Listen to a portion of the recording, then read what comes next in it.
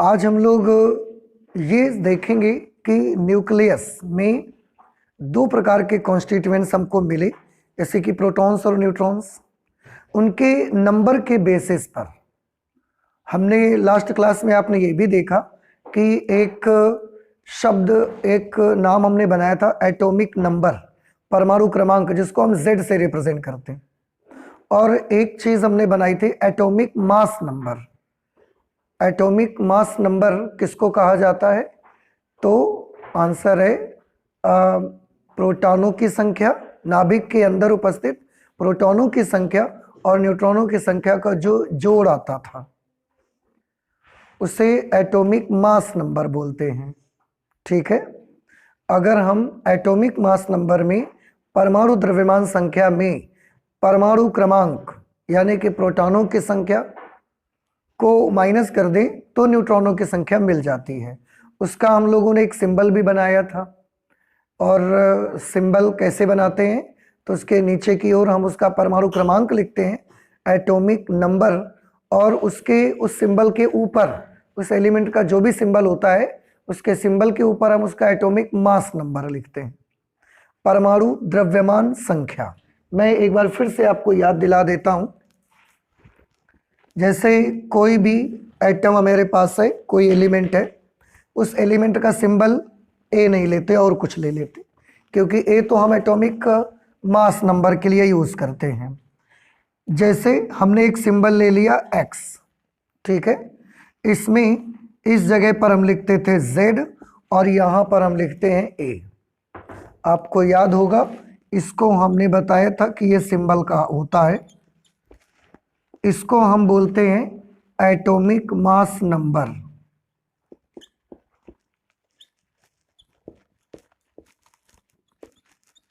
Atomic mass number में Z plus N से इसको कैलकुलेट करते हैं।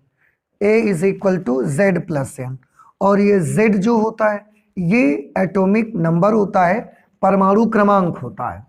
और अगर कभी भी हमको नंबर ऑफ न्यूट्रॉन्स पता लगाने होते हैं, नंबर ऑफ न्यूट्रॉन्स, तो A is equal to Z plus N, the number of neutron is equal to A minus Z। आप एटॉमिक मास नंबर में से एटॉमिक नंबर को माइनस कर देंगे तो नंबर ऑफ न्यूट्रॉन्स आ जाते हैं, और Z को बोलते हैं एटॉमिक नंबर। तो इस तरह से आपको चीजें बताई गई थी।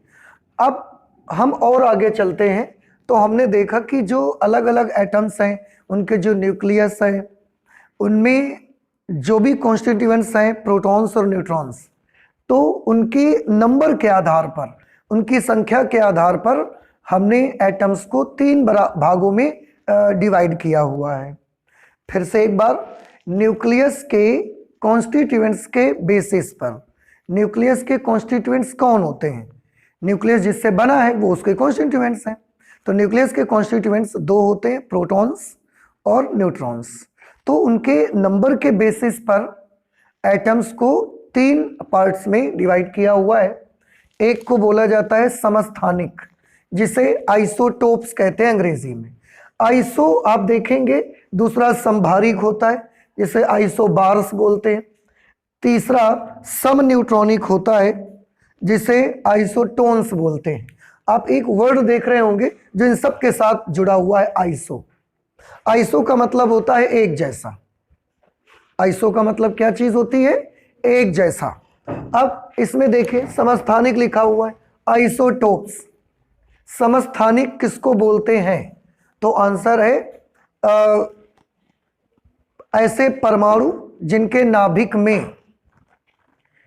नाभिक में या जिनके परमाणु क्रमांक तो सेम हो, उनका परमाणु क्रमांक कैसा हो? सेम, लेकिन द्रव्यमान संख्या उनकी कैसी हो? अलग अलग। तो ऐसी सिचुएशन पे जो भी एटम्स हमको मिलेंगे उनको हम समस्थानिक बोला करेंगे। तो क्या चीज इनकी सेम रहेगी? परमाणु क्रमांक इनका सेम रहेगा, लेकिन एटॉमिक मास नंबर जिसको आप ए से लिखते हो वो कैसा रहेगा? सबका अलग अलग होगा। ठीक है, उनमें न्यूट्रॉन्स का नंबर भी अलग अलग होगा। जैसे आप ध्यान से देखें, ये 3 एग्जाम्पल पहले मैंने दिए।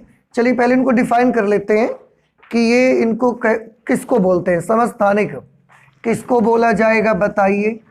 इसमें क्या चीज सेम रहेगी, सेम रहेगा Z, और A और N सबका कैसा होगा, डिफरेंट।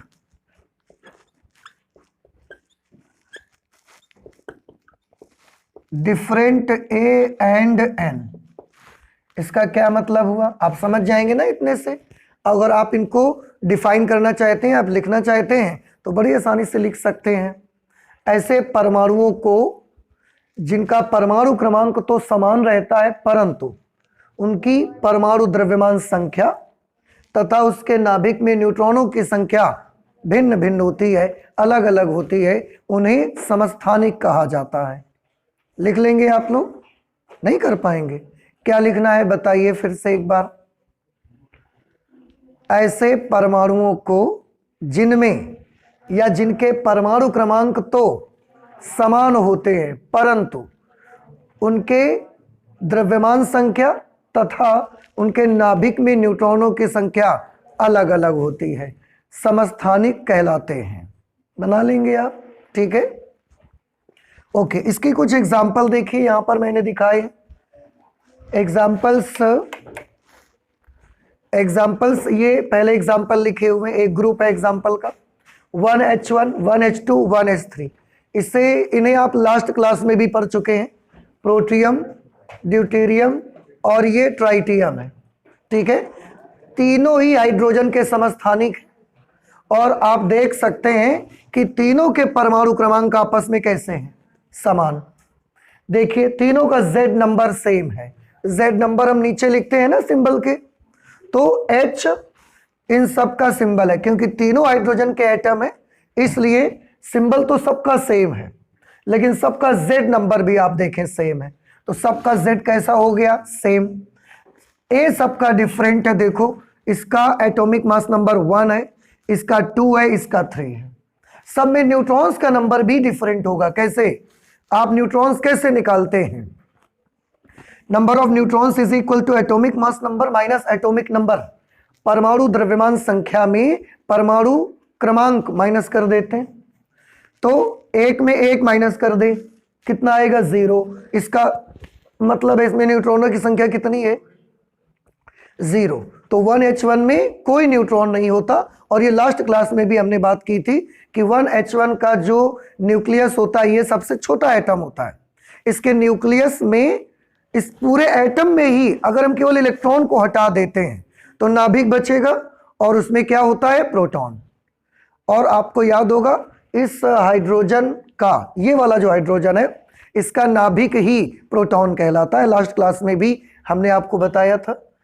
सारे न्यूट्रॉन, इसमें कितने न्यूट्रॉन है, 1, इसमें कितने न्यूट्रॉन है, 2, तो सबके A डिफरेंट है, सबके नंबर ऑफ न्यूट्रॉन्स डिफरेंट है, लेकिन सबका Z नंबर सेम है, बिल्कुल ठीक है। ऐसे ही एक ग्रुप ये एग्जांपल का है, इसमें भी आप देख सकते हैं ये दोनों ही किसके एटम है, कार्बन के, दोनों कार्बन के ही आइसोटोप्स हैं, दोनों का Z नंबर सेम है, आप देख सकते हैं, और दोनों का A डिफरेंट है। A ऊपर साइड लिखते हैं ना, तो इसका A 12 है, इसका 13 है। अगर आप नंबर ऑफ न्यूट्रॉन्स निकालने जाएंगे तो 12 में 6 माइनस करेंगे, 6 न्यूट्रॉन्स आएंगे, but in this atom 13 minus 6 is equal to 7, means in this atom there are 7 neutrons, so the neutrons are also different, दोनों में न्यूट्रॉन्स भी डिफरेंट हैं। इस तरह से ये समस्थानिक होते हैं। आई होप कि समझ आ गया आपको, और आप अगर चाहें तो इसको अपनी परिभाषा में, अपने शब्दों में उतार सकते हैं, मैंने बता भी दिया है आपको। ओके, समभारिक पे आते हैं, जिसको अंग्रेजी में आइसोबार्स बोलते हैं। अब समभारिक क्या होते हैं, समभारिक में खास बात ये होती है कि ये एक ही तत्व के ऐसे परमाणु होते हैं, एक ही एलिमेंट, सेम एलिमेंट के ऐसे एटम्स होते हैं जिनमें परमाणु द्रव्यमान संख्या कैसी रहती है, सेम, और उनके एटॉमिक नंबर यानी कि परमाणु क्रमांक और उनमें न्यूट्रॉनों की संख्या, दोनों चीजें डिफरेंट होंगी। तो अगर हम इसको एक छोटे से शब्दों में अगर हम लिखना चाहें तो इसमें कौन सी चीज सेम रहती है, एटॉमिक मास नंबर इनका सेम रहता है। ए सबका सेम होगा, तो डिफरेंट क्या चीज रहेगी फिर? डिफरेंट रहेगा, एक तो जेड नंबर डिफरेंट रहेगा और नंबर ऑफ न्यूट्रॉन्स भी डिफरेंट होंगे इसमें। ठीक है, बस यूं समझ ले, आइसो का मतलब एक समान, और जिसके साथ ये आइसो लगा है वो चीज एक जैसी रहेगी। जैसे समभारिक, तो इनका भार एक जैसा रहेगा, इनका द्रव्यमान एक जैसा रहेगा, और द्रव्यमान से हमारा मतलब क्या है? परमाणु द्रव्यमान संख्या, तो उनको वो चीज सेम रहेगी। इनका प्रेशर एक जैसा रहता है क्योंकि इनका परमाणु द्रव्यमान संख्या बराबर होती है, तो इनके अंदर का प्रेशर, परमाणु द्रव्यमान संख्या आप किसको बोलते हैं? एटॉमिक मास नंबर, प्रोटॉनों की संख्या प्लस न्यूट्रॉनों की संख्या। आप थोड़ा सा सोचिए, ध्यान से देखिएगा, इसको आइसो बार क्यों कहा गया है? क्योंकि बार का यूज होता है प्रेशर के लिए। बार प्रेशर का एक मात्रक है, दाब का मात्रक होता है, तो हमने इसके लिए आइसो बार क्यों यूज किया? समदाबी भी कह सकते हैं आप इसको। तो ये समदाबी क्यों बनेगा जबकि इसमें तो द्रव्यमान संख्या सेम रहती है? मैं आपको बताता हूं, आप ध्यान से देखिएगा। इसका ए सेम रहेगा, ए का मतलब क्या? परमाणुओं की संख्या, हाँ, परमाणु द्रव्यमान संख्या, atomic mass number. Atomic mass number का क्या मीनिंग होता है? प्रोटॉनों की संख्या प्लस न्यूट्रॉनों की संख्या, यानी कि समभारिक जितने भी एटम होंगे उन सब के नाभिक के अंदर प्रोटॉन और न्यूट्रॉन सेम होंगे बिल्कुल। अब आप खुद सोचिए, एक इतनी बड़ी पोटली में हमारे पास इतनी बड़ी 10 पोटलियां हैं, और उन 10 पोटलियों में सबके भीतर बराबर बराबर प्रोटॉन न्यूट्रॉन भरे हुए हैं। बराबर बराबर का मतलब जितने प्रोटॉन न्यूट्रॉन मिला के इसमें हैं उतने इसमें हैं, उतने इसमें, उतने सब में, तो सबके अंदर का प्रेशर कैसा होगा? अगर किसी में नंबर बढ़ेगा तो प्रेशर बढ़ेगा ना। आप खाना खाते हैं, अगर बराबर बराबर रोटियां खा रहे तो प्रेशर सेम है। किसी ने 4 खाई, किसी ने 2 खाई और किसी ने 10 खा ली, तो प्रेशर तो बढ़ जाएगा ना 10 वाले का। समझ आ रहा है आपको? तो ये जगह तो उतनी है न्यूक्लियस के भीतर, 10⁻⁻14 मीटर, 10⁻⁻15 मीटर का ऑर्डर का उसका रेडियस है, और उसके भीतर जगह तो उतनी है। अब अगर जगह उतनी है, किसी में 1 भरा है, किसी में 2, किसी में 3 भरे, तो इसका तो प्रेशर ज्यादा हो जाएगा ना उसके अंदर का। वही चीज मैं आपको बताना चाहता हूं। Inside the nucleus in isobars there are same number of constituents, और जब उनके कॉन्स्टिट्यूएंट्स सेम होते हैं न्यूक्लियस के, तो उस न्यूक्लियस के भीतर का प्रेशर सेम रहता है, इसलिए उसको आइसोबार भी नाम दिया गया है। आप याद रखिएगा।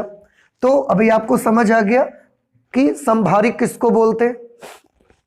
समभारिक बोलते हैं जिसमें, अब ऐसे देखो, इसका क्या परिभाषा बना सकते हैं? एक ही तत्व के ऐसे परमाणु जिनके परमाणु द्रव्यमान संख्या तो समान होती है, लेकिन उनका परमाणु क्रमांक तथा उनके नाभिक में न्यूट्रॉनों की संख्या अलग अलग होती है, उन्हें क्या बोलते हैं? समभारिक। बना लेंगे, ठीक। Next sum neutronic. अब आप समझ गए सम किसके साथ लगा हुआ है? न्यूट्रॉनिक के साथ। न्यूट्रॉन के साथ सम लगा है, आइसोटोन्स। इसका मतलब क्या होगा? ये किसी तत्व के ऐसे, एक ही तत्व के ऐसे परमाणु होंगे, ये एक ही तत्व के ऐसे परमाणु होंगे जिनमें नंबर ऑफ न्यूट्रॉन्स कैसा होगा? नंबर ऑफ न्यूट्रॉन्स सेम होंगे। इनमें जो चीज डिफरेंट होगी, तो क्या चीज डिफरेंट होगी? Z एंड A, ये डिफरेंट होगा इसमें। ठीक है, क्या डेफिनेशन बनाएंगे इसकी बताइए? एक ही तत्व के ऐसे परमाणु जिनके नाभिक के भीतर न्यूट्रॉनों की संख्या तो समान होती है, परंतु उनके परमाणु क्रमांक तथा परमाणु द्रव्यमान संख्या अलग अलग होती है। ठीक है, सभी लोग ये डेफिनेशन बना के लिखिए, हम चेक करेंगे आपके डेफिनेशन कल। ठीक है, कर लेंगे ना? मैं एक बार फिर से बता देता हूं, सम न्यूट्रॉनिक को कैसे डिफाइन करेंगे? किसी एक ही तत्व के ऐसे परमाणु जिनके नाभिक में न्यूट्रॉनों की संख्या तो समान होती है, परंतु उनके परमाणु क्रमांक तथा उनके परमाणु द्रव्यमान संख्या भिन्न भिन्न होती है, सम न्यूट्रॉनिक कहलाते हैं। बना लेंगे सब लोग। तो मैं नहीं लिख रहा हूं क्योंकि आप बहुत समझदार हैं, आप लिख सकते हैं, ठीक है। ओके, इसका एग्जाम्पल देखिए जरा ध्यान से। इनका Z और A तो डिफरेंट ही होगा, तो इसका Z नंबर 80, इसका Z नंबर 79। ये मरकरी का एटम है और ये गोल्ड का एटम है, औरस, ठीक है। इसमें Z नंबर 80 है, इसका Z नंबर 79 है। इसका एटॉमिक मास नंबर, परमाणु द्रव्यमान संख्या 198 है, इसका परमाणु द्रव्यमान संख्या 197 है। तो दोनों का Z डिफरेंट है, दोनों का A डिफरेंट है। तो क्या दोनों में नंबर ऑफ न्यूट्रॉन्स सेम है? चेक कर लेते हैं। न्यूट्रॉन्स, नंबर ऑफ न्यूट्रॉन्स कैसे मिलेंगे आपको? A माइनस जेड करने से। तो 198 में 80 माइनस कर दीजिए, 118 आएंगे। कितने आएंगे? 8 में 0 गए, 8, 9 में 8 गया 1, 118 नंबर ऑफ न्यूट्रॉन्स मरकरी में होते हैं। ऐसे ही what are the number of neutrons in औरस? 17 में 9 चले गए 8, 8 में से 7 गए 1, 1। Now you are seeing that both atoms have the same number of neutrons inside their nuclei, और लेकिन सबका Z नंबर और दोनों का A नंबर दोनों का डिफरेंट है, ठीक है। So these are known as isotones, Hindi में सम न्यूट्रॉनिक। ओके, आई होप कि क्लियर हो गया होगा। डेफिनेशन सब लोग अपने अपने अकॉर्डिंग बना के लिखे, शायद केमिस्ट्री में भी, क्योंकि ये चीज़ पढ़ते हैं आप, इसलिए मैं नहीं लिख रहा हूँ, उनका मैंने डिस्क्रिप्शन दे दिया है। ओके, नेक्स्ट जो हमारा टॉपिक रहेगा, नेक्स्ट हमारा जो आर्टिकल है वो हम करेंगे साइज ऑफ न्यूक्लियस। न्यूक्लियस का साइज कितना बड़ा होता है? न्यूक्लियस का साइज किसको बोलते हैं? बड़ा आसान है। न्यूक्लियस का साइज, न्यूक्लियस के भीतर होता कौन कौन है? न्यूक्लियस के भीतर प्रोटॉन्स होते हैं और न्यूट्रॉन्स होते हैं। अब हमको ये भी समझ में आने लगा है कि न्यूट्रॉन, अगर न्यूक्लियस के भीतर एक ही प्रोटॉन है और कुछ नहीं है, जैसे 1H1 का, तो उसका साइज काफी छोटा होगा, है ना। और अगर न्यूक्लियस के भीतर एक से ज्यादा कंस्टिट्यूएंट्स हैं, कई प्रोटॉन्स हैं, कई न्यूट्रॉन्स हैं, तो फिर उतनी जगह पर जब वो चीज भरेगी तो साइज थोड़ा सा कैसा हो जाएगा? थोड़ा सा साइज बड़ा हो जाएगा। बात समझ में आती है आपको ये चीज? कि एक पोटली में अगर हम उसमें एक बोरे में आप 50 किलो गेहूं भरोगे तो उसको बाहर से आप बांध दोगे, फिर बाहर से देखने पर वो इतना साइज का मिलेगा। लेकिन उसी एक बोरे में अगर जगह है और आपने पूरा 100 किलो गेहूं भर दिया है तो ये भारी दिखता है बोरा, आपको साइज बड़ा दिखता है। बोरा तो उतना ही बड़ा था ना, आप उसमें 20 किलो भर दो, 50 किलो भर दो या 100 किलो भर दो, ये डिपेंड करता है किस पर? नाभिक का साइज किस पर निर्भर करेगा? Z पर नहीं, Z के साथ N पर भी तो डिपेंड करेगा। भाई नाभिक के भीतर कौन कौन होते हैं? प्रोटॉन और न्यूट्रॉन। तो क्या वो सिर्फ प्रोटॉनों के नंबर पर डिपेंड करेगा? क्योंकि उसके भीतर तो न्यूट्रॉन भी है ना, तो वो उसके नंबर पे भी डिपेंड करेगा। जिस परमाणु के नाभिक के भीतर जिसका, अब देखो कितना वो, आपको ध्यान से उसको समझना है, प्रोटॉनों और न्यूट्रॉनों दोनों की संख्या पर डिपेंड करेगा। प्रोटॉनों की संख्या और न्यूट्रॉनों दोनों की संख्या पर तो डिपेंड करेगा। अगर दोनों की संख्या मिला के बनता क्या है? दोनों की संख्या मिला के A बनता है। इसका मतलब साफ है कि नाभिक का जो रेडियस होगा वो A पर डिपेंड करेगा। अभी भी नहीं समझ में आई बात? आ गया? अरे भाई, एक जो न्यूक्लियस होता है उस न्यूक्लियस के भीतर कौन कौन होते हैं बताओ? प्रोटॉन्स होते हैं और न्यूट्रॉन्स होते हैं। तो नाभिक का साइज किस पर निर्भर करेगा? प्रोटॉनों पर निर्भर करेगा, न्यूट्रॉनों पर निर्भर करेगा, या दोनों पर निर्भर करेगा? दोनों पर निर्भर करेगा, क्योंकि भरे तो दोनों है ना उसके भीतर। और दोनों को मिला के बोलते हैं हम क्या? दोनों को मिला के तो हम ये बोलते हैं, it means the size of nucleus depend upon the atomic mass number of that atom. A पर डिपेंड करेगा ना, not only Z and not only on number of neutrons. वो डिपेंड किस पर करेगा? दोनों को मिला के जो चीज बनेगी। समझ आ रहे हैं आपको? तो दोनों को मिलाकर जो चीज बनती है वो तो एटॉमिक मास नंबर होता है, इसलिए उसका जो रेडियस होगा नाभिक का वो A पर डिपेंड करेगा।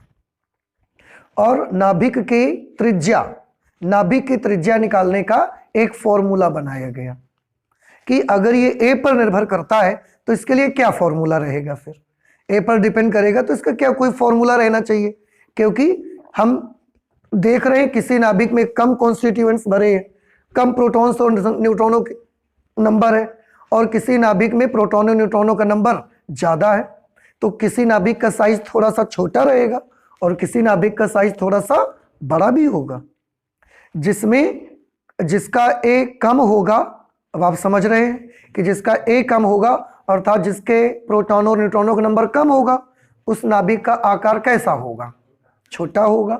और जिसका प्रोटॉनों न्यूट्रॉनों की संख्या ज्यादा होगी, जिसका ए ज्यादा होगा, उसके नाभिक का आकार भी कैसा होगा, ज्यादा होगा, बड़ा होगा उसके नाभिक का आकार।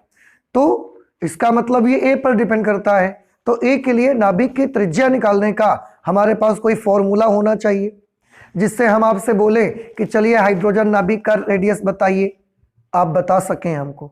हम आपसे बोल दें गोल्ड का नाभिक है, उसमें तो बहुत नंबर ऑफ प्रोटॉन्स और नंबर ऑफ न्यूट्रॉन्स हैं, तो उसका मुझे रेडियस बताइए। तो इन सबको बताने के लिए, because our physics is the science of measurement, तो हम सब चीज़ों को मेजर करके देखना चाहते हैं कि इसका रेडियस कितना होगा। उसके लिए हमने एक फॉर्मूला बनाया हुआ है, रेडियस ऑफ न्यूक्लियस का, नाभिक की त्रिज्या का एक सूत्र बनाया है।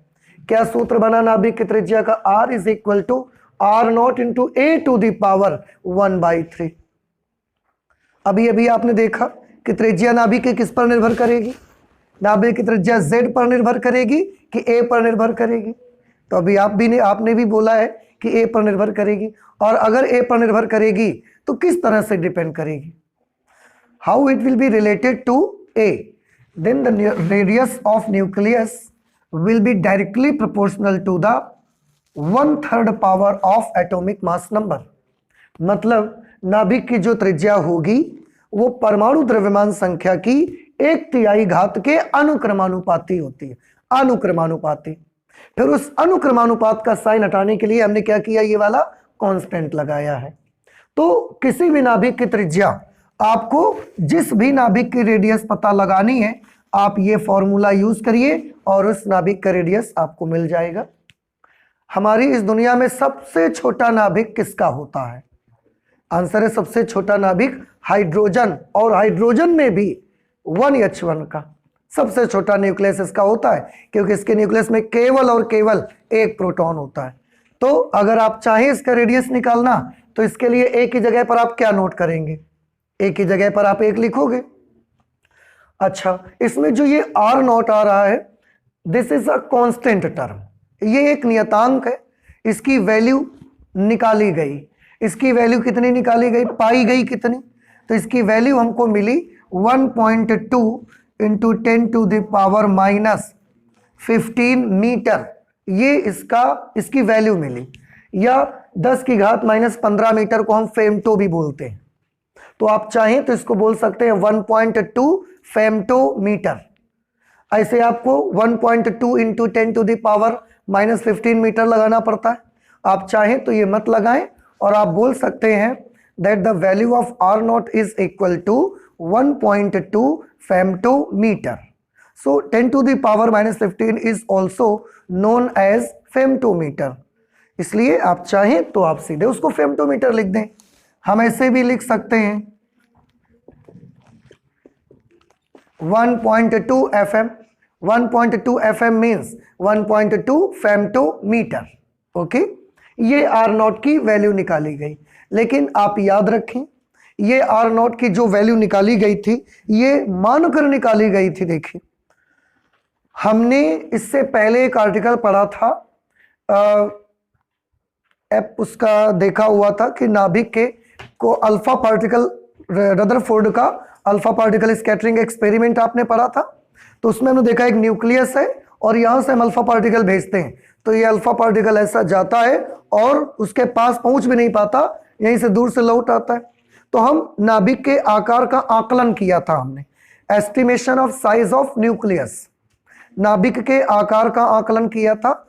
एक कोई डिस्टेंस ऑफ अप्रोच थी कोई, उससे क्या था ये आर्टिकल, नाभिक के आकार का आकलन, और इसको एक आर्टिकल छोटा सा बनाया गया था distance of closest approach.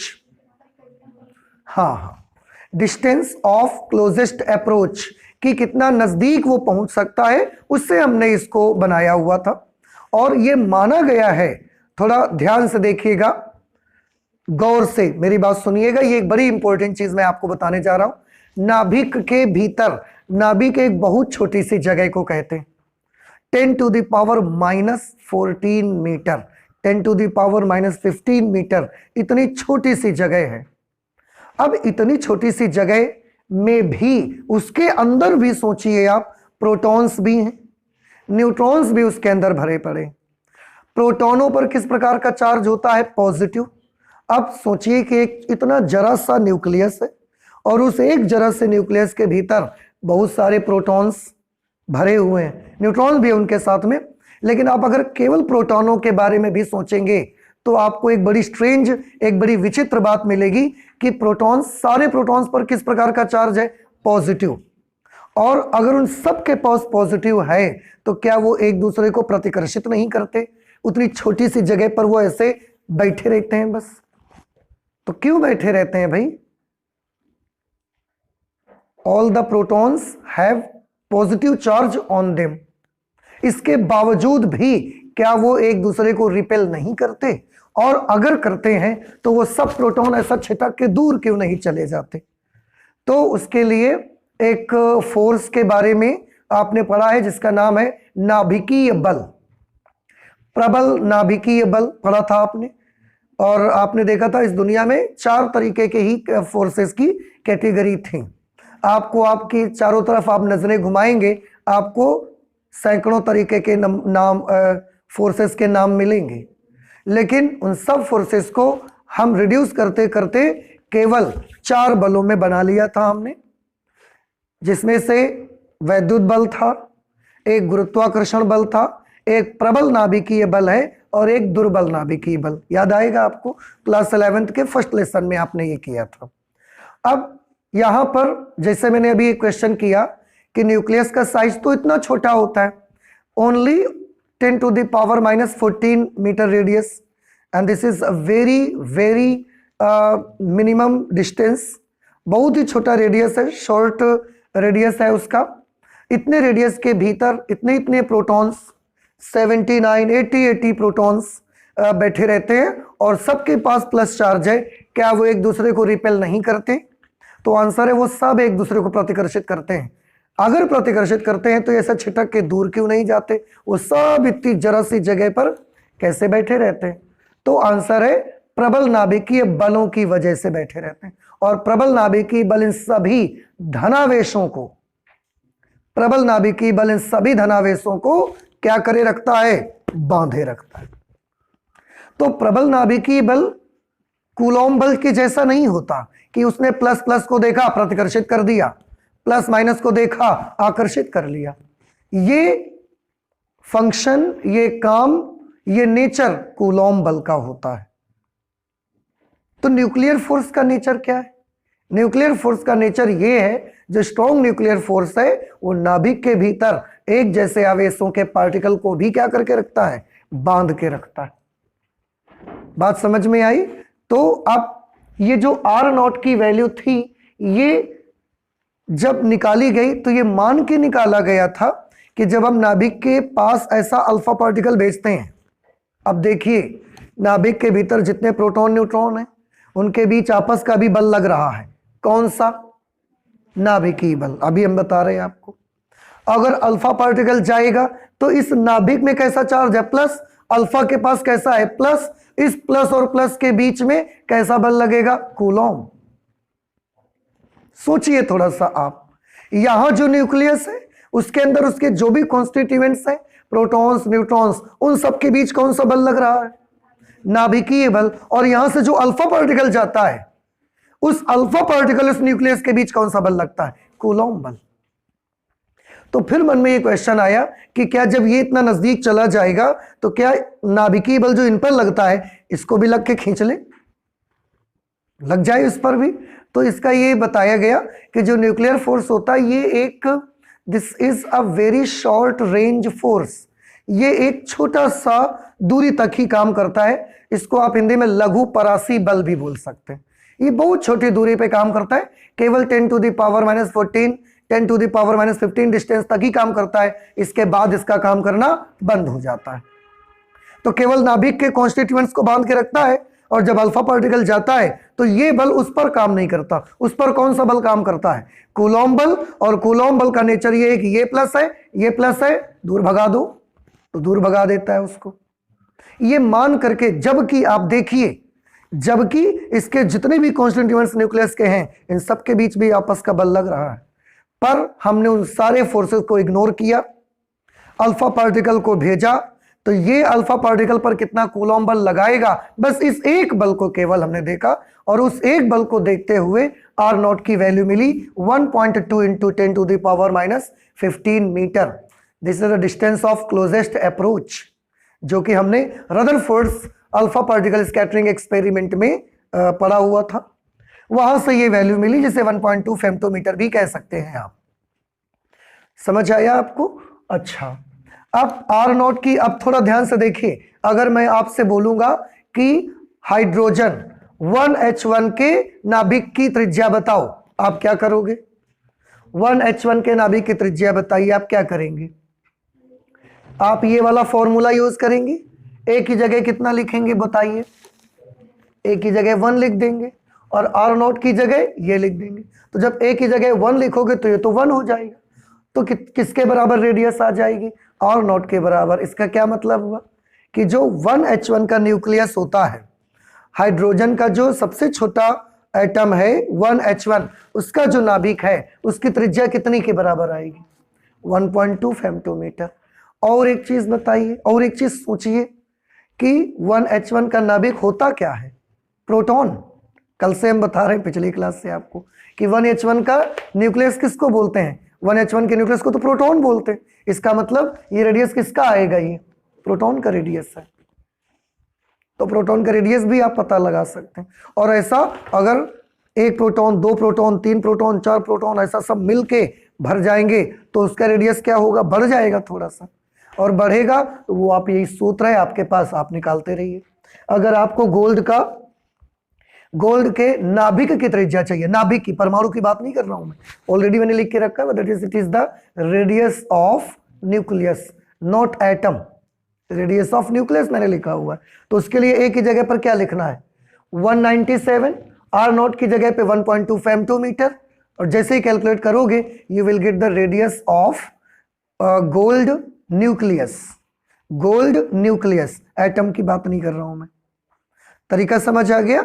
So this is the formula for the radius of nucleus. किसी का भी न्यूक्लियस चाहिए, न्यूक्लियस का रेडियस चाहिए, एक ही जगह वैल्यू लिखो उसका। ओके, एक चीज और यहां पर मैंने बताई है, नाभिक के पदार्थ का घनत्व। नाभिक में जो भी मटेरियल है, क्या मटेरियल है नाभिक का? तो नाभिक का मटेरियल है प्रोटॉन, न्यूट्रॉन। नाभिक के ये मेटेरियल पार्टिकल्स हैं उनके। तो नाभिक का जो घनत्व निकाला गया। एक चीज और आप सोच रहे होंगे कि ये अचानक से ये एक ही घात में इनको कैसे सपना आ गया कि एक ही घात में 1/3 ही लगा दी। हम 3 लगा देते तो क्या गलत हो जाता?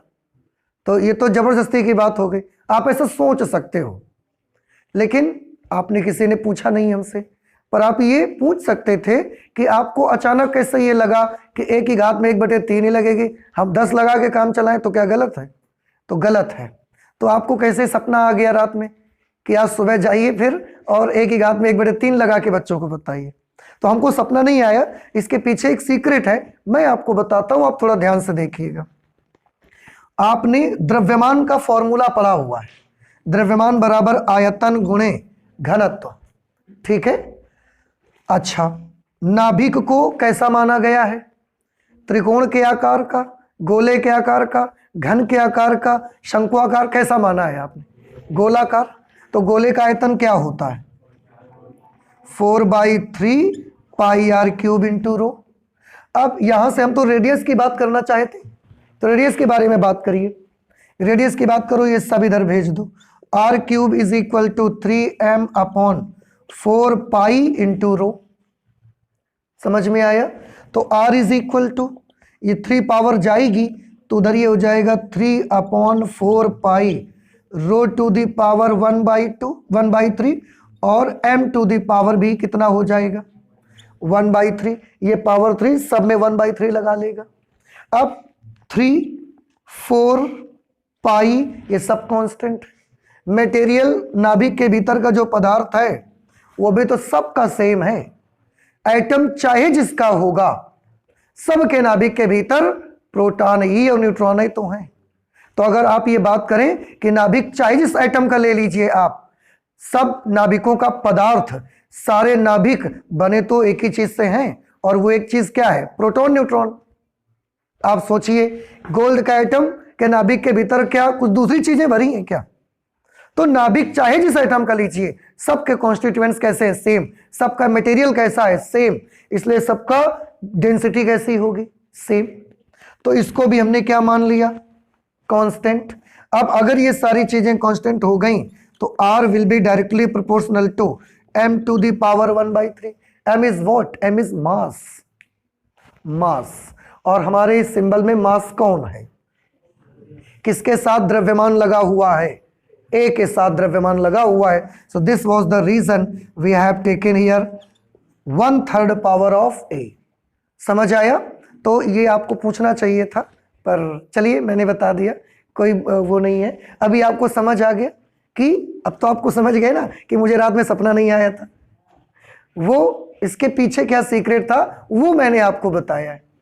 क्लियर है सभी बच्चों को? तो हाँ, अब हमने इससे इसका घनत्व तो निकाला, नाभिक का, परमाणु का नहीं, नाभिक का घनत्व तो निकाला हमने। न्यूक्लियस की डेंसिटी निकाली कि नाभिक का घनत्व तो कितना होना चाहिए। तो नाभिक का घनत्व तो हमने निकाला। कैसे निकालेंगे नाभिक का घनत्व? घनत्व का फॉर्मूला क्या होता है? घनत्व का फॉर्मूला होता है द्रव्यमान बटे, द्रव्यमान आप जानते ही हैं नाभिकों का। द्रव्यमान कैसे निकलेगा उसका? उसके प्रोटॉन जितने हैं, न्यूट्रॉन जितने हैं, सबके द्रव्यमानों को आपस में जोड़ दोगे तो नाभिक का क्या निकल आएगा? द्रव्यमान। आयतन कैसे निकलेगा? त्रिज्या निकालना अब आपको आने लगा, और त्रिज्या निकालना आने लगा तो आयतन के लिए 4/3 πr³ सूत्र लगाइए, आयतन आ जाएगा निकालना आपको। तो आपको द्रव्यमान मालूम है नाभिक का, आपको आयतन मालूम है नाभिक का, और द्रव्यमान में आयतन से डिवाइड करिए। अब आप सोचिए, आयतन त्रिज्या का क्यूब करते हैं, त्रिज्या का क्यूब। रेडियस का फॉर्मूला, सबसे छोटा न्यूक्लियस भी अगर आप लेते हैं तो उसके भी रेडियस में 10⁻⁻15 आते हैं।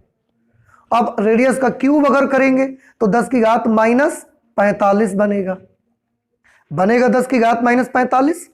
और ये रेडियस का क्यूब कहां रहेगा? आयतन कहां रहेगा? बटे में, अपॉन में। अब ये 10⁻⁻45 जब ऊपर जाएगा तो ये एक बहुत बड़ा नंबर बनेगा, और नाभिक के पदार्थ का घनत्व निकाला गया तो वो मिला 2.3 × 10⁻17 किलोग्राम पर मीटर क्यूब। इतना बड़ा घनत्व, ये छोटा घनत्व नहीं है। वाटर की डेंसिटी याद है आपको?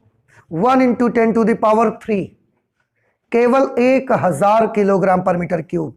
10⁻3, और वाटर की डेंसिटी से इसकी डेंसिटी अगर निकालोगे 10⁻, कितने टाइम्स? 14 टाइम्स। इसमें 10⁻17 हैं, और पानी के घनत्व में कितना होता है? 10⁻3 ही होते हैं केवल। तो पानी के घनत्व से इसका घनत्व कम से कम 10⁻14 टाइम्स ज्यादा है। यानी कि पानी के अपेक्षा ये 10⁻14 गुना भारी होता है। घनत्व का क्या मतलब है? उतना भारी होता है पानी के अपेक्षा। आप पानी के एक बूंद लीजिए, उसको हाथ में रखिए, और नाभिक का एक बूंद के बराबर का मटेरियल लीजिए, उसको हाथ में रखिए। कौन सा ज्यादा वजनदार मिलेगा? नाभिक। और कितने गुना ज्यादा भार मिलेगा उसका? 10⁻14 टाइम्स। आप इमेजिन कर नहीं सकते, कल्पना नहीं कर सकते, इतना वजनदार होता है। अभी भी नहीं समझ आया आपको? पारा जो होता है, मरकरी वो भी पानी से केवल 13.4 टाइम्स, 13.6 होता है। क्या होता है पारे का घनत्व? 13.6 × 10⁻3, तो 13.6 गुना भारी होता है। बस 13.6 गुना, और ये 10⁻14 गुना भारी है। इसका मतलब है पानी की एक बूंद से नाभिक का एक बूंद के बराबर का पदार्थ 10⁻14 गुना, एक के बाद 14 जीरो लगाइए, इतने गुना भारी है, इतने गुना भारी है। इसका मतलब हमारे लिए इसको, अगर 1 लीटर पानी हमारे हाथ पर इतना दबाव डालेगा तो 1 लीटर के बराबर का अगर मास हम न्यूक्लियस का ले लेंगे तो वो तो नीचे ही बैठ जाएगा हमारा हाथ। 10 की घात 14 गुना वजनदार होगा। लेकिन एक प्रॉब्लम है, एक प्रॉब्लम ये है, ये किससे बना होता है? अणुओं से। अणु किससे बना है? परमाणुओं से। परमाणुओं के भीतर कौन है? इलेक्ट्रॉन और नाभिक। और वो नाभिक अगर इतना वजनदार है तो ये तो हमारे हाथ को बिल्कुल नहीं दबाता, इसमें तो कुछ वजन ही नहीं है, तो ऐसे ही लिए घूमे रहो आप आराम से पूरा पूरा दिन। समझ रहे हैं आप? तो फिर ये इतना वजनदार क्यों नहीं है? सोचने वाली बात है ना। क्या मैंने आपको बताया एक क्वेश्चन जो आपके मन में भी आना चाहिए कि अगर नाभिक का घनत्व तो इतना ज्यादा है, इसका मतलब नाभिक का वजन भी कैसा होता होगा? बहुत ज्यादा होगा, बहुत ज्यादा भारी होगा नाभिक। और दुनिया के हर मटेरियल में नाभिक तो है ही। आप कॉपी किताबें भी लिए बैठे हो, पेन भी लिए बैठे हो, तब भी तो मॉलिक्यूल्स हैं उसमें। मॉलिक्यूल्स के भीतर एटम्स हैं, एटम्स के भीतर न्यूक्लियस हैं, और न्यूक्लियस इतना भारी है, इतना वजनदार है, इतना उसमें वेट है। और अगर इतना वेट है तो पेन में तो हमको बिल्कुल वेट नहीं लगता, ऐसे ही बड़ा हल्का लगता है। ऐसा क्यों होता है? ये एक बड़ा अच्छा क्वेश्चन है, आप इसका जवाब भी कोशिश करिए सोचने की।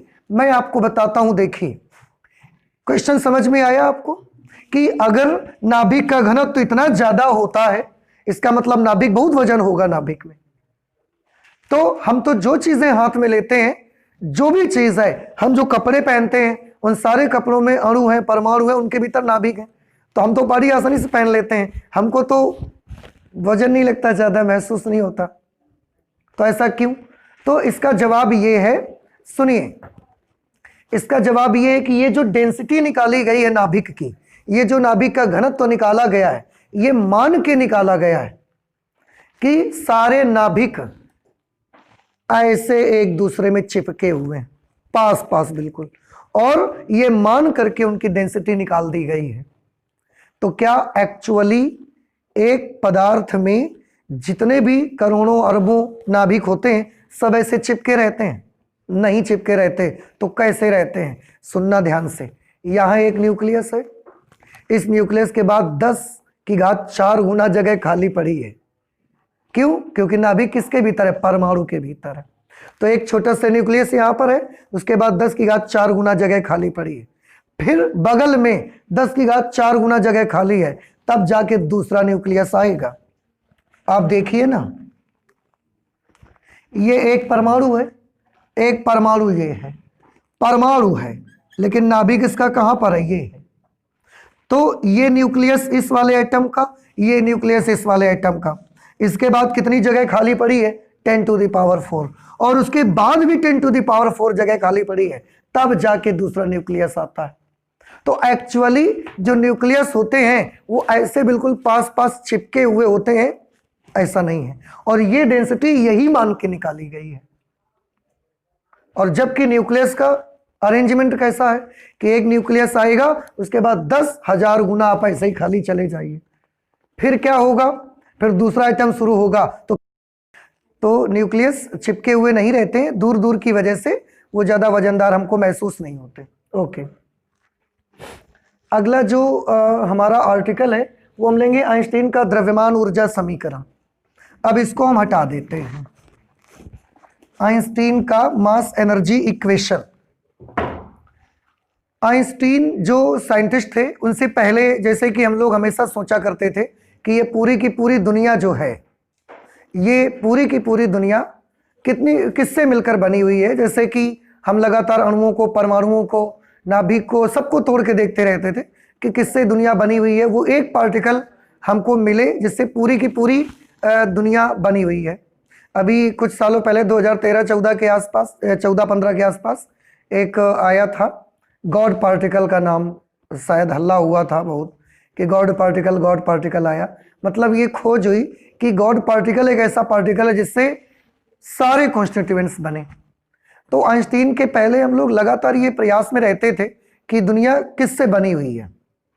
आइंस्टीन ने ये बताया, आइंस्टीन का ये मानना था कि ये जो पूरी की पूरी दुनिया है, ये उससे पहले तक हम अभी तक जैसे आपको हमेशा बताया करते थे कि दो चीजें फिर मानी जाती रही। रिड्यूस करते करते हम कितनी चीज बना पाए? दो, कि पूरी की पूरी दुनिया दो चीजों से बनी हुई है, एक है पदार्थ और दूसरा कौन है? दूसरा रेडिएशन एनर्जी। लेकिन आइंस्टीन जब आए तो इनके समय में इन्होंने ये बोला कि ये जो पूरी दुनिया है ये दो चीजों से भी मिलकर नहीं बनी है, ये पूरी की पूरी दुनिया सिर्फ एक चीज से ही मिलकर बनी हुई है, एक ही चीज से मिलकर बनी हुई है। बस हमारे उसको देखने का नजरिया अलग अलग है। कुछ लोग उसी को देखकर मटेरियल बोल देते हैं और कुछ लोग उसी को देखकर रेडिएशन एनर्जी बोल देते हैं। जैसे मैं एक एग्जांपल आपको देता हूं, आप थोड़ा गौर से देखिएगा। एक एग्जांपल है, जैसे आप एक देखते हैं मेले में या कभी कभी आपकी लोकेलिटी में एक चीज आती है खाने के लिए, शक्कर का गोला बना के देते हैं, याद है मेले में ज्यादा मिलता है, हाँ शक्कर का गोला। अब आप देखिए शक्कर का दाना, सोचिए थोड़ा सा, शक्कर का दाना कितना जरा सा छोटा सा होता है। अब उस दाने को वो लोग क्या करते रहते हैं, शक्कर के दानों को ऐसा फैलाते रहते हैं, फैलाते रहिए, उसको तोड़ करके फैलाते जाइए, इतना बड़ा गोला बन जाता है। तो इतनी जरा सी शक्कर होती है और उसको फैला के इतना बड़ा गोला बन जाता है उसका। अब आप और इमेजिन करिए, अगर हम उसको और फैलाते जाएं तो फैलाते फैलाते वो इतना बड़ा हो जाएगा, एक टाइम ऐसा आ जाएगा कि उसके आर पार आपको दिखना शुरू हो जाएगा और वो ट्रांसपेरेंट हो जाएगा, अर्थात उसके आर पार दिखना शुरू हो जाएगा, यानी कि वो चीज दिखना क्या हो जाएगी, बंद हो जाएगी।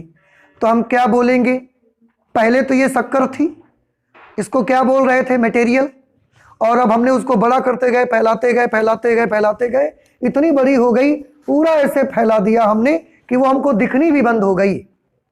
तो हम क्या बोलते हैं कि वो काहे में कन्वर्ट हो गई, एनर्जी में कन्वर्ट हो गई। क्यों? क्योंकि वो हमको दिखना बंद हो गई। तो पहले ये क्या था, पदार्थ था, फिर हम इसको बड़ा करते गए, फैलाते ये काहे में कन्वर्ट हो गई, एनर्जी में। ऐसे ही अगर आपके पास, तो देखो काहे में बदल गया, एक शुरुआत में क्या था, ये मटेरियल, बाद में इसकी क्या बन गई, एनर्जी, रेडिएशन बन गई, और एटमॉस्फेयर में ऐसा उड़ने लगेगा और आपको दिखेगा भी नहीं, उस समय हम उसको क्या बोलेंगे, एनर्जी।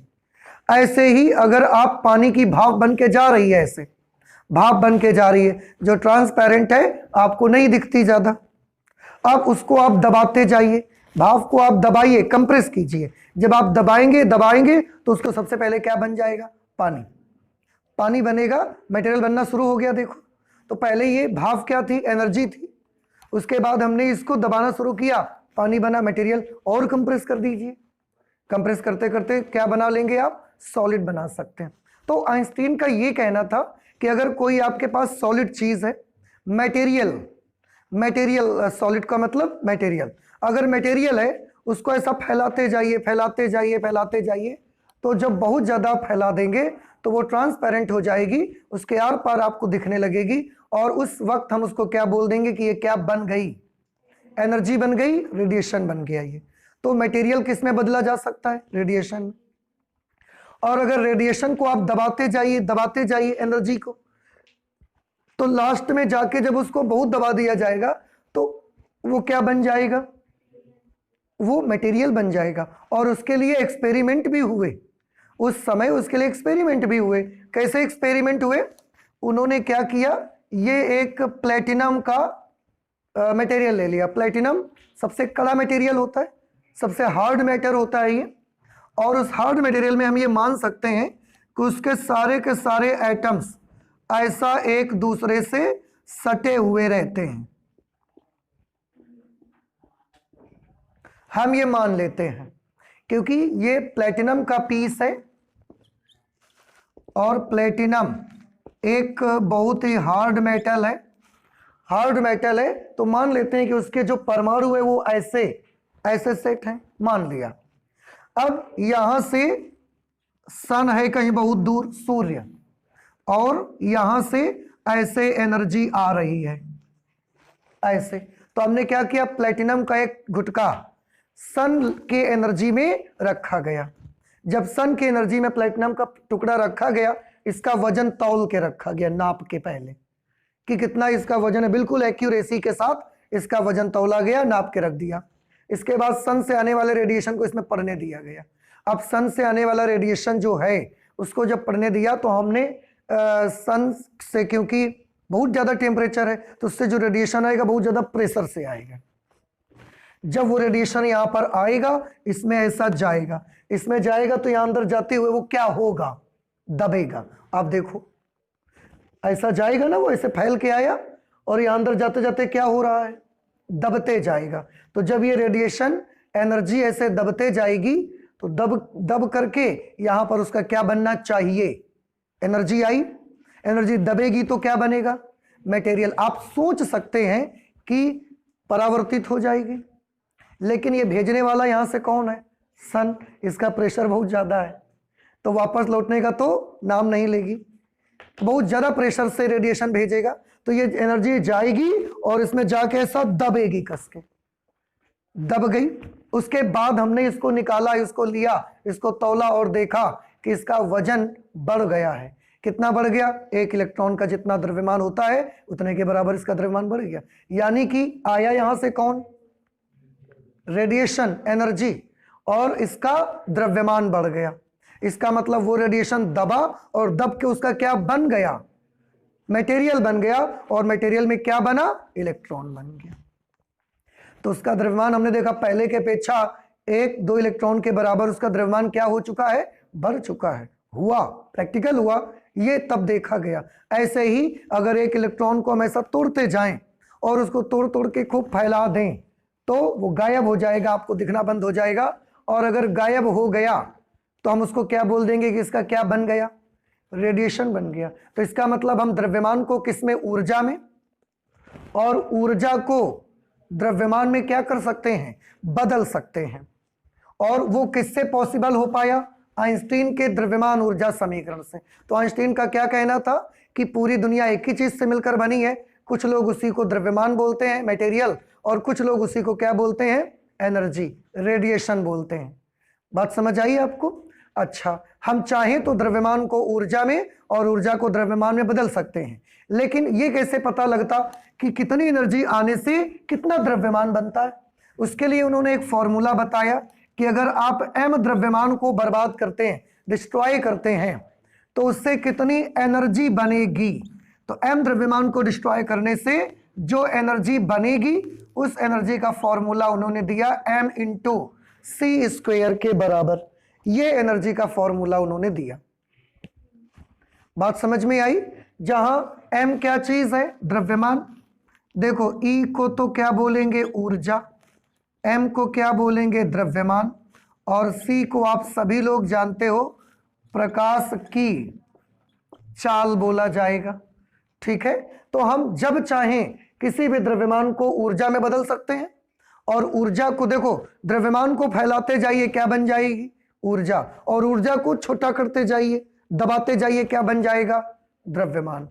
ये आइंस्टीन का कहना था।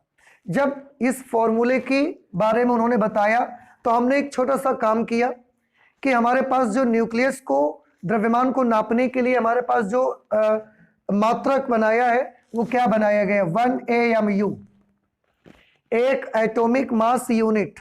ये हमने एक मात्रक बनाया था लास्ट क्लास में। तो हम ये सोचते हैं कि अगर हम, जैसे मान लिया 1 किलो द्रव्यमान अगर हम वेस्ट करते हैं, 1 किलो द्रव्यमान लेकर उसको फैला देते हैं तो वो क्या बन जाएगा, एनर्जी। कितनी एनर्जी बनेगी उससे, 1 किलो द्रव्यमान से उसको फैलाने से कितनी एनर्जी बनेगी। उसके लिए क्या तरीका था कि आप m की जगह पर क्या लिख दो, 1 किलो, c की जगह प्रकाश की चाल सबको पता है, प्रकाश की चाल होती है 3 × 10⁸ मीटर प्रति सेकंड, ये प्रकाश की चाल होती है। ठीक है, तो ये रखिए, सॉल्व करिए, एनर्जी आपको मिल जाएगी कि अगर 1 किलो द्रव्यमान को आप ऐसा फैला के रेडिएशन में कन्वर्ट करेंगे तो कितनी एनर्जी मिलेगी, यहां से आ जाएगी। 1 AMU का भी हमने कैलकुलेट करने का प्रयास किया।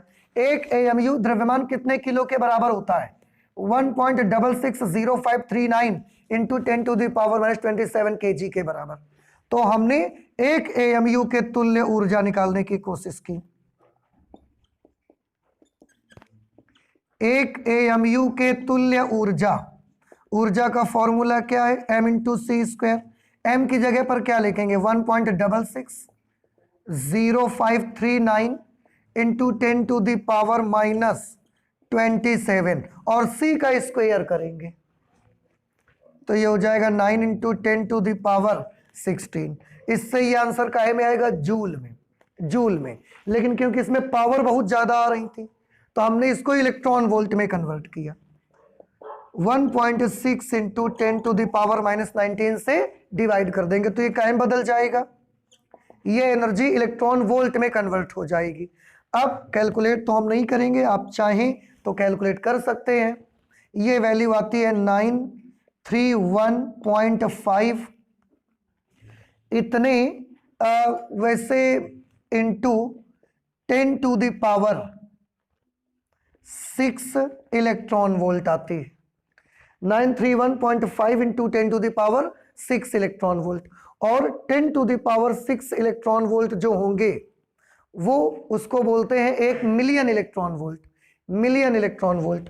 तो हम चाहें तो एनर्जी को क्या लिख सकते हैं, 931.5 मिलियन इलेक्ट्रॉन वोल्ट। तो जब भी कभी एक एएमयू द्रव्यमान के तुल्य ऊर्जा निकालेंगे तो आपको वो एनर्जी कितनी मिला करेगी, 931.5। आप चाहें तो उसको अप्रोक्सीमेशन में 931 MeV भी लिख सकते हैं, मिलियन इलेक्ट्रॉन वोल्ट। समझ आ गया आपको? तो ये कन्वर्ट करके आप देखेंगे तो ये आपको मिलेगा, पहले इलेक्ट्रॉन वोल्ट में आएगा और फिर 10⁻6 electron volt is equal to 1 million electron volt. तो इसको भी हटा दिया हमने और इसकी जगह सीधे मिलियन इलेक्ट्रॉन वोल्ट हमने नोट कर दिया। ठीक है, तो एक एएमयू के तुल्य ऊर्जा निकाल आई। आप चाहे जितने द्रव्यमान के तुल्य ऊर्जा निकालिए। और एक चीज देखिए कि द्रव्यमान को फैला दो, क्या बन जाती है एनर्जी, एनर्जी को सिकोड़ दो, उसको कंप्रेस कर दो, दबा दो, तो क्या बन जाता है, मटेरियल। अब अगर मैं आपसे ये बोलूं, अब आप एक चीज समझ रहे हैं कि इसके पास क्या है, द्रव्यमान, और इसके पास एनर्जी भी है। क्यों? क्योंकि द्रव्यमान ऊर्जा एक ही चीज तो है। उसको उसी को दबा दो तो द्रव्यमान, फैला दो तो ऊर्जा। अब अगर मैं बोलूंगा कि ये 100 ग्राम का है और इससे हमने 1000 जूल एनर्जी निकाल ली, तो अब इसके पास बचा 50 ग्राम, तो आप हंस नहीं सकते। क्यों? 100 ग्राम का था, 1000 जूल एनर्जी निकाल ली, उसके बाद 50 ग्राम बचा है। तो अब आप हंस नहीं सकते। क्यों? क्योंकि एनर्जी और द्रव्यमान दोनों एक ही चीज तो है। बात समझ में आ रही है? तो इसमें आपको बिल्कुल भी अचंभा नहीं होना चाहिए। अगर मैंने बोला ये 1 किलो का है, इसको हमने धूप में रख दिया और ये 1 किलो और 1 ग्राम का हो गया, तो भी आप नहीं हंस सकते। क्यों? एनर्जी आई होगी, वो क्या बन गई, मटेरियल, उसने द्रव्यमान बढ़ा दिया। द्रव्यमान है, इसका मतलब इसके पास ऊर्जा है, ऊर्जा निकाल लो, इसका द्रव्यमान कम हो जाएगा। तो ये हम कह सकते हैं। तो अगर m द्रव्यमान आप वेस्ट करते हो, कहीं पर डिस्ट्रॉय होता है, तो उसके बराबर कितनी ऊर्जा निकल के बाहर आएगी, E बराबर m/c²। और अगर आप एनर्जी को दबा के उसको चाहो तो द्रव्यमान में कन्वर्ट कर सकते हो। वो दोनों काम ये फॉर्मूला आपसे करवा सकता है। और एक एएमयू के तुल्य ऊर्जा कितनी याद रखनी है आपको, 931.5 मिलियन इलेक्ट्रॉन वोल्ट एनर्जी आपको याद रखनी। ठीक है, तो ये नाभिक के बारे में कुछ चीजें थी। आज हम लोग इतना ही रखेंगे। आई होप कि आपको समझ में भी आ गया होगा। तो आज इतना ही रखते हैं और बाकी नेक्स्ट क्लास में पढ़ाई करेंगे। Okay, thank you.